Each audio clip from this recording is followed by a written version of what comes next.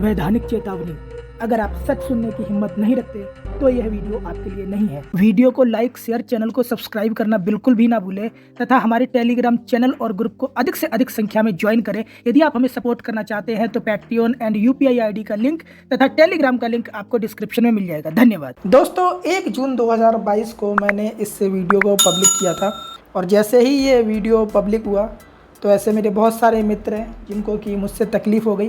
उन्होंने कहा कि यार तूने ऑक्टाफैक्स के बारे में आंख बंद करके कुछ भी बोल दिया, जबकि मैंने उनको ये समझाने का प्रयास किया था कि आरबीआई ने जो चेतावनी दी है वो सही दी है और अगर सबसे पहले किसी पे कार्रवाई होगी तो वो ऑक्टाफैक्स पे ही होगी। उससे फ़र्क नहीं पड़ता कि वो किस कंपनी का स्पॉन्सर है, किस टीम का स्पॉन्सर है, उससे फ़र्क नहीं पड़ता।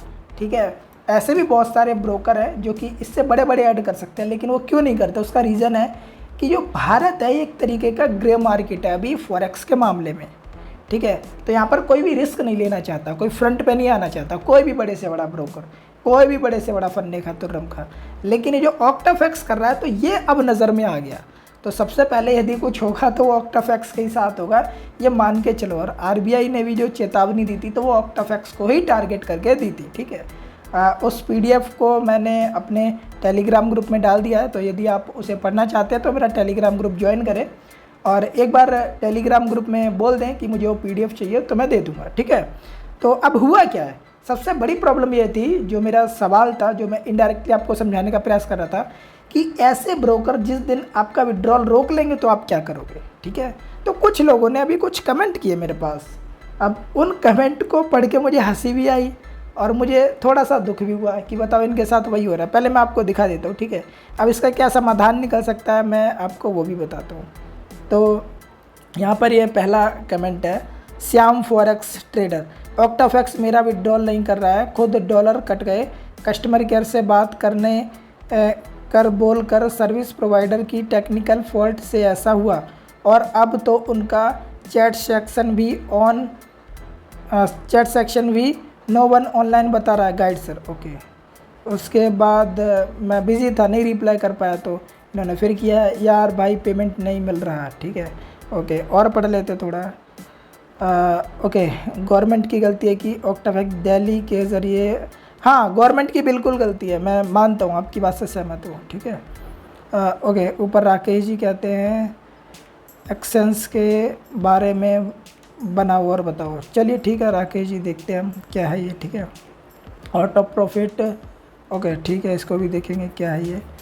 अभिषेक जी कहते हैं भाई आपकी बात तो सही है कि रजिस्ट्रेशन नहीं है ऑक्टाफैक्स और आरबीआई ने सिर्फ ऑक्टाफैक्स को ही नोटिस किया, नोटिस नहीं दी, सभी ब्रोकर को दी है या सिर्फ से। देखिए प्रॉब्लम यह है कि ये सब ऑक्टाफैक्स की वजह से हुआ है, जो मुझे समझ आता है, क्योंकि फ्रंट पे आके सबसे ज़्यादा बकलोली इसी ने की है। ठीक है, सबसे ज़्यादा ऐड इसी के चलते हैं, तो इसलिए इसकी वजह से जो है ना और भी लपेटे में आएंगे।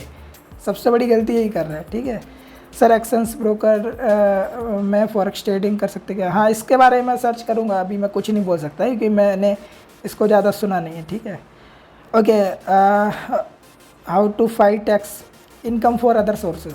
ठीक है, सब यही भरते हैं। आपके हिसाब से कौन सी कंपनी सही है? हाँ, आप कौन सी कंपनी सही है तो इसके बारे में बता दूं। अब आप कहेंगे कि प्रमोशन कर रहा है। यदि आप लॉन्ग टर्म में एक बेहतर इन्वेस्टमेंट करना चाहते हैं तो मैं एक स्टार्टअप पे काम कर रहा हूँ। ठीक है, तो आप मेरे साथ इन्वेस्टमेंट कर सकते हैं।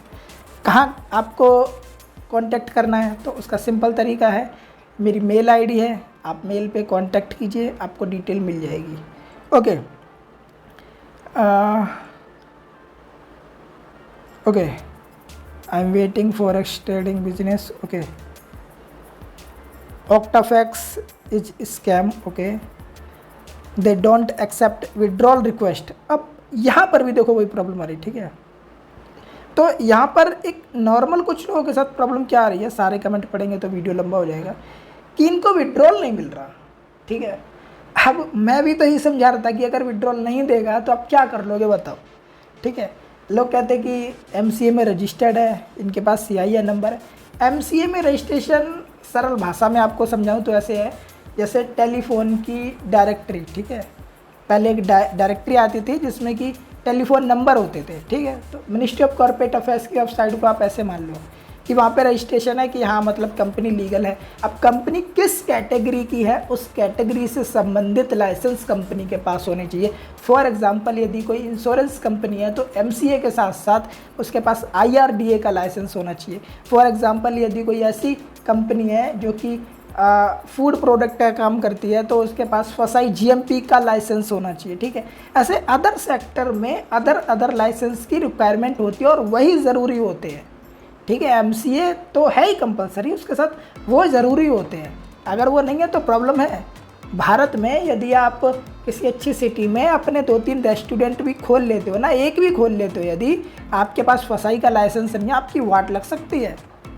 ठीक है, तो इसको लोग समझते नहीं है बात को। तो एमसीए का लाइसेंस वो मतलब कोई मतलब नहीं है उसका, वो रजिस्ट्रेशन है, अच्छी बात है वो। ठीक है, लेकिन ट्रेड लाइसेंस होना चाहिए, किस कैटेगरी की कंपनी है। ठीक है, उस कैटेगरी से संबंधित लाइसेंस नहीं है तो बहुत प्रॉब्लम है। तो अब आप लोग क्या कर सकते हैं, सिंपल चैट सपोर्ट से बात कीजिए, कस्टमर केयर से बात कीजिए। ठीक है, इन लोगों से पहले समय लीजिए, जिनका भी विड्रॉल अटक रहा है। ये कितना समय लेते हैं, 15 दिन, हफ्ता, 8 दिन, 10 दिन, महीना, 2 महीना। ठीक है, आप लोग जितना सब्र कर सकते हैं सब्र कीजिए। और आपका जहाँ पर भी सब्र का बांध टूट जाए और आपको ऐसा लगे कि आप तो ये विड्रॉल देगा ही नहीं, तो सिंपल है आप इसकी एफआईआर करें। और इससे ज़्यादा आप क्या कर सकते हैं, इससे ज़्यादा आप कुछ नहीं कर सकते। यही सलूशन है। सबसे पहले इनके कस्टमर केयर से बात कीजिए, सर क्या प्रॉब्लम है, वो आपको समझाएंगे। और यदि वहाँ से समाधान नहीं मिलता, आपको लगता है कि टाइम बढ़ ही रहा है, तो फिर आप लीगल एक्शन लीजिए, सिंपल। और कोई सलूशन नहीं है, राइट। क्योंकि ये कंपनी भारत में ट्रेड के लिए रजिस्टर्ड नहीं है, फॉरेक्स ट्रेडिंग के लिए रजिस्टर्ड नहीं है, ये फेमा एक्ट के तहत रजिस्टर्ड नहीं है। ठीक है, बाकी आप सभी को वीडियो यदि आप अच्छा लगा है तो आप सभी इस वीडियो को लाइक करें, मेरे चैनल को सब्सक्राइब करें, ज़्यादा से ज़्यादा ऐसे मित्रों में शेयर करें जो फॉरेक्स ट्रेडिंग को लेकर कंफ्यूज है। आप सभी ने अपना महत्वपूर्ण समय दिया, इसलिए आप सभी का बहुत बहुत धन्यवाद। Thank you.